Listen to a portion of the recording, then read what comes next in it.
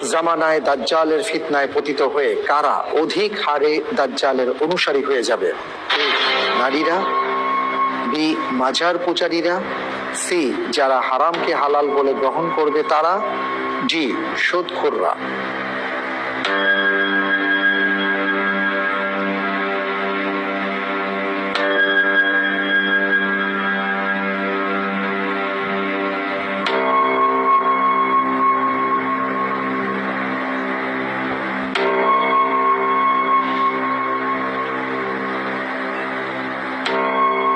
শেষ জামানায় দাজ্জালের ফিতনায় পতিত হয়ে কারা অধিক হারে দাজ্জালের অনুসারী হয়ে যাবে?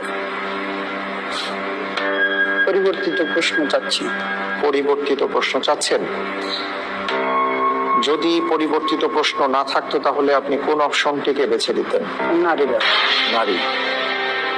এই প্রশ্নের উত্তর ছিল সঠিক, সেটা হচ্ছে এ, নারীরা, যেটা আপনি পছন্দ করেছিলেন।